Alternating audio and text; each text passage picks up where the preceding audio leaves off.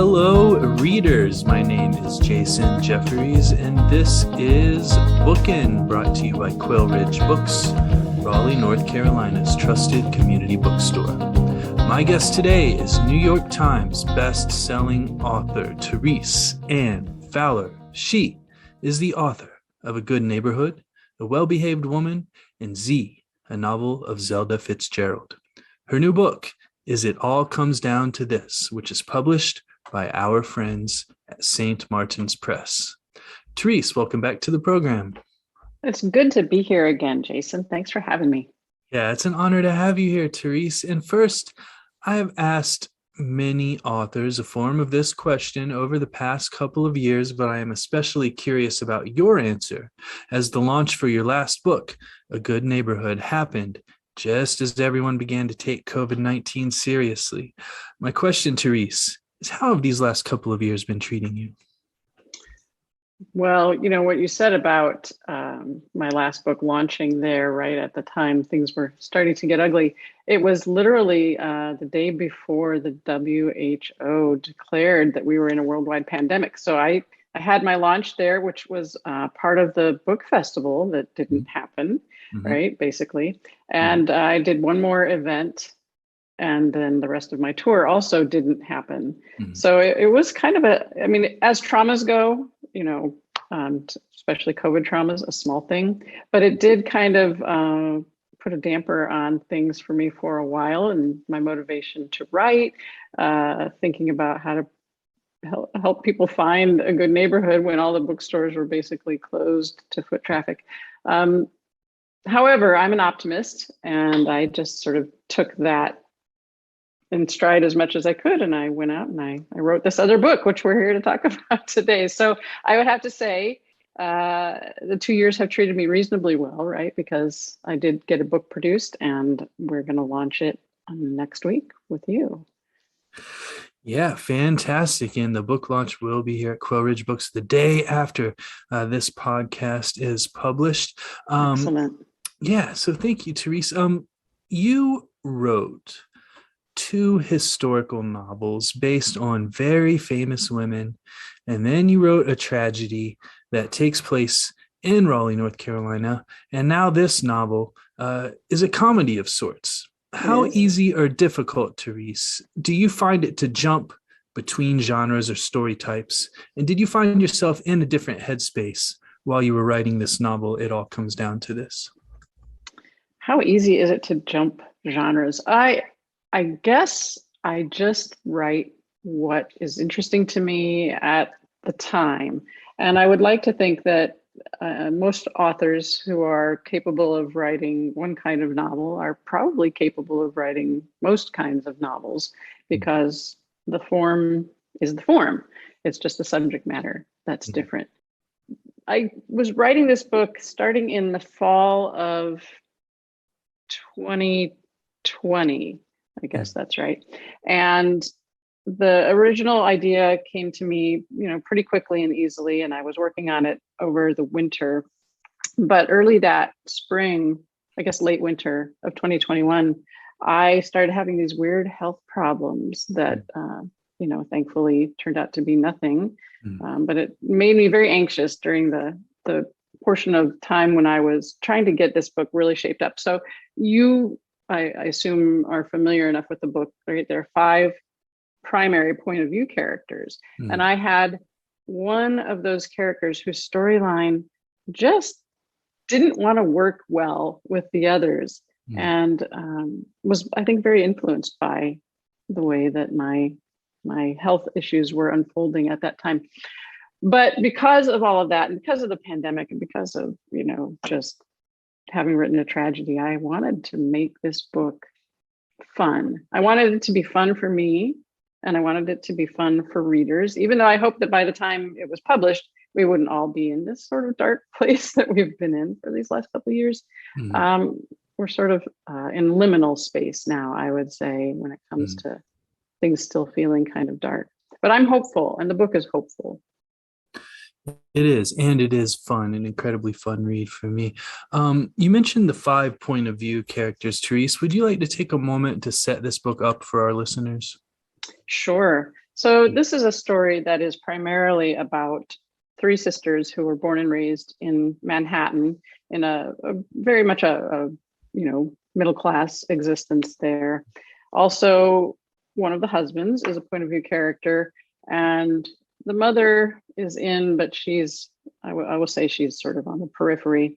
And then there's one more fellow who comes from outside the family, and he is an ex-con who is kind of the catalyst for the things that happen in this story. So it's basically the story of these three sisters in the wake of their mother's death, and each one of them has a secret, and then these two guys each have a secret. And I think the fun of this book is that the reader is in on all of this and gets to see what happens when ultimately things are revealed, and what the consequences of that will be. Absolutely. Thank you so much, Therese. One thing that I found to be interesting as I was reading this novel were the allusions to your other novels, allusions to Zelda Fitzgerald, to the Vanderbilts, etc. Yeah. When you pepper things like this throughout your novel, are you doing it consciously? In other words, are you building a Fowlerverse? I love that idea, Fowlerverse. No, I don't sit down to write and say, how can I put, references to my other books into my current book? That's not an intent when I'm working. But when the opportunities arise, it just seems to be irresistible to me. So I like that if there is a Therese Ann Fowler reader out there, that they will find these little Easter eggs that refer to my earlier books and take some pleasure in that. But well observed there, Jason. That means that you've read. Yeah, thank you. I loved it. Some of the Fowlerverse. Yeah, I found it to be very enjoyable. Another thing that struck me as I read this novel, Therese, is the way that you completely inhabit each of these characters' psyches. And I found myself thinking one night that you, Therese Fowler, must be an incredible observer of human nature. Can you tell us how you, Therese, absorb stories and observe people living their day-to-day lives in order to turn these stories and observations into your characters? And I realize this isn't a hard question to answer. I'm flattered. Thank you.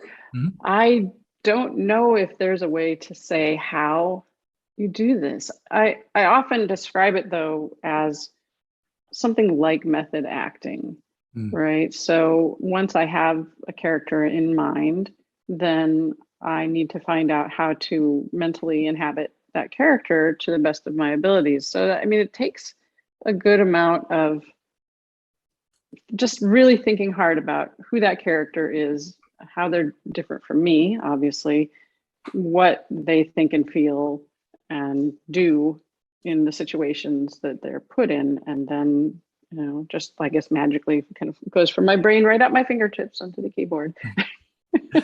Right? That's not helpful to aspiring authors out there. How does she do it? It's magic. Well, you never know, it maybe. Well, thank you, Therese. Listeners, we are going to take a short break here for a word from our sponsor, and then I will be right back with Therese Ann Fowler. The Bookin' Podcast is brought to you by Libro FM Audiobooks. Libro FM allows you to buy audiobooks directly through your favorite local independent bookstore like Explore Booksellers. You continue to put money back into your local economy and help local bookstores thrive. Please navigate to Libro.fm and enter the promo code BOOKIN, that's BOOKIN, in the promo code space to get one free audiobook and support your local independent bookstores in the process. I'm back with Therese Ann Fowler, author of It All Comes Down to This, which is published by our friends at St. Martin's Press. Therese, there is a lot of talk about the New York Mets in this book. Why write so much about baseball, and why the Mets specifically? The Mets were chosen because that would just naturally be the favored team of the mother's eventual husband in the story, right? He's a Long Island born and raised fella, and so the Mets would have been his team. Well, he could have rooted for the Yankees, okay, but you know what? The Yankees have enough fans, so I decided to give, the Mets a couple of fans. I really love baseball. Mhm. I don't write about baseball much, and I don't even watch baseball much anymore. But one of the perhaps lesser known facts about me in my own personal biography is that I played Little League baseball. Was one of the first girls in the country to play back in the late 70s. So that's when I started in the late 70s. I think it was the passage of Title IX legislation that even permitted the opportunity for girls to play. And so, it sort of was in my blood all along. Mm. I don't root for the Mets, however. Yeah, I was going to ask you, who is your team? I don't even have a team really anymore. So because my husband, John Kessel, is a Kansas City fan, I will happily root for Kansas City. And I will happily root for the Cubs, which is sort of the family team, because I grew up in Illinois. Yeah, my son and I went to an Orioles game earlier this year, and he's decided he's an Orioles fan, which I've tried to steer him away from. There's no way to let a 6-year-old know he's in for a lifetime of misery. But misery, poor kid. It is what it is. Well, Therese, in the opening chapter of your book, you address a great deal of questions to your reader. Can you talk about this authorial voice and about your decision to open your book by asking so many questions? I guess that with every novel, there has to be some strategy to bring the reader into the story. I like writing in the omniscient perspective because it allows, me, the author, to put information out there that isn't in any particular character's point of view. So it just makes it kind of an introduction for the reader. And then what that does is it allows you to revisit that distance between the narrative and the audience at other places throughout the story, which allows, again, opportunity to sort of demonstrate things to the reader that the characters themselves couldn't or wouldn't know. So I don't know, I think it works well for the kind of story where there's a dramatic irony at work. Like I was saying earlier, the reader is in on all of the secrets, but of course the characters are not. So that omniscient voice gives me, it's a tool really to tell a story in a specific way. Absolutely. Thank you. Your character, Marty Geller, learns that she doesn't have long to live. This is at the beginning of the book. This is not a spoiler. And as such, she is able to kind of set things up for her daughters. There are positives and negatives, I think, to knowing that your time is coming versus not knowing. My question for you, Therese, is which would you prefer and why? Oh, gosh, that's a great existential kind of question, isn't it? Well, I have often thought that when my time came, it would be great to not know it was about to happen, so that, you don't have all of that anxiety leading up to it. On the other hand, knowing gives you an opportunity to throw away all of the embarrassing things like Marty does. She gets rid of things in her closet that she doesn't want her kids to know about. And then in her case, to direct some of what happens in, not so much about property, but about her daughter's lives. I don't know if I could have that kind of influence on my kids. So I have no answer for your question. I don't know which I would prefer. Yeah, thanks. That's a very political answer. I can appreciate that. Therese, this novel takes place in various locales. Did you travel as you were writing this novel for research? No, it was the pandemic. I wasn't going anywhere, but I have been to the settings in this novel, and in fact, Mount Desert Island and Bar Harbor, Southwest Harbor, Maine, are places that I visited. I'm trying to think. Well, that was the summer of 2019, maybe, and went back last summer, which gave me an opportunity actually to fine tune some of the details that are in the book before the book went into production. And of course, Manhattan is a place that I've spent a lot of time over the years now, and I have a strange affinity for even though I grew up in the Midwest, and of course I live in the South. And then one of the characters, the middle sister, Claire, lives in Duluth, Minnesota, which was a home of mine, back in the 90s. So it's interesting, right? I just draw from the places that have kind of a emotional resonance for me, and then they end up in books. Yeah, thank you. And, yes, we have been in a pandemic, but that certainly has not stopped people from traveling, which is why we are still in a pandemic partially. There's that. But you never know. Well, speaking of various locales, what is the difference between a train station in New York and a train station in, say, Switzerland? Well, Switzerland is so clean. Mhm. You could just about eat off the ground in a Swiss station. Also, the signage is everywhere, and it's easy to read. It's precise. Like if the train is delayed, I think they might be doing this now in some of the subway, Manhattan subways, but didn't used to be, right? So you know everything that's going on, and you don't feel like somebody's going to come along and push you into the rat laden tracks at any moment. I love Switzerland. I forgot that ended up in there too. Yeah. Well, thank you very much. You just reminded me, I just watched an episode of the television series Succession that had to do with rat-laden tracks. Right. Yeah, it's a good show. Excellent show. Yeah, well, back to your character, Marty Geller. Marty observes people walking around with their faces glued to their phone screens instead of observing what is going on in the world around them. Smartphones are amazing, Therese, like let's say that, but we are losing something here. What are we losing, do you think? And do you think that this type of behavior, walking around with faces stuck in screens, is ever going to change? Like, will the newness of this technology ever wear off, or are we just stuck here for good? Wow, that's a really terrific question. I mean, I find it so interesting when I am out and about, whether it's at a restaurant or, when I'm traveling, to observe how many people really are not present in their life at any given moment, and how these little devices have become the tool that fills in all of that extra headspace we used to have. Now, I love a smartphone for times when I need, those tools. Mhm. But I think that we've lost a lot actually in being present. So maybe it's because I have to observe people in order to, do the work that I do. But I also think that it becomes like a conscious decision to be more present in our lives, because we don't know when the end is coming. We're not all like Marty Geller, who knows that her end is near. And I guess maybe when we're dead, it doesn't matter, because we aren't we aren't assessing our lives.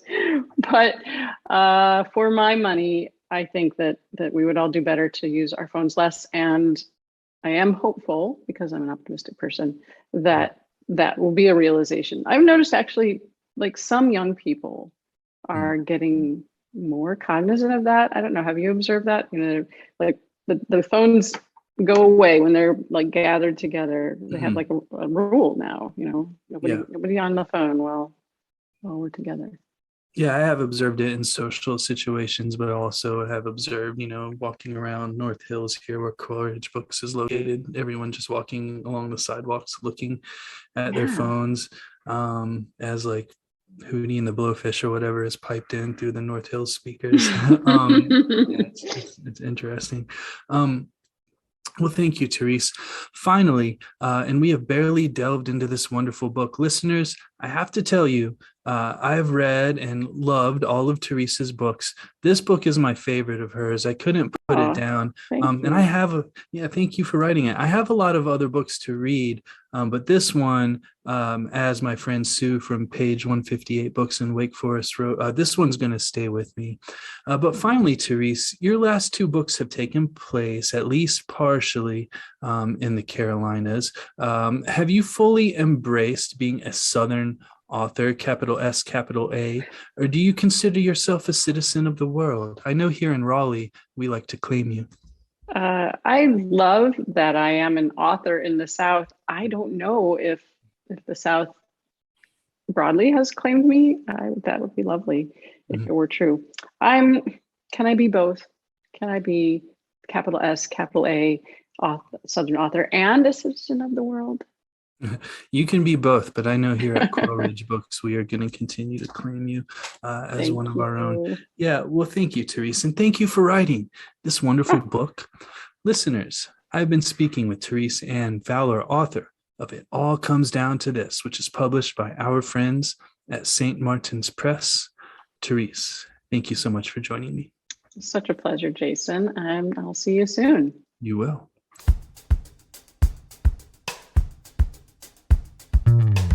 Once again, I would like to thank Therese Ann Fowler for joining me. Signed copies of It All Comes Down to This can be ordered from www.quailridgebooks.com with free shipping.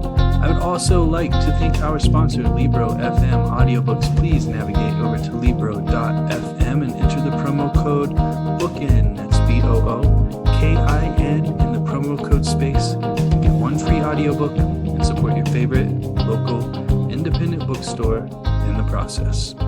My name is Jason Jefferies, and this has been Bookin'.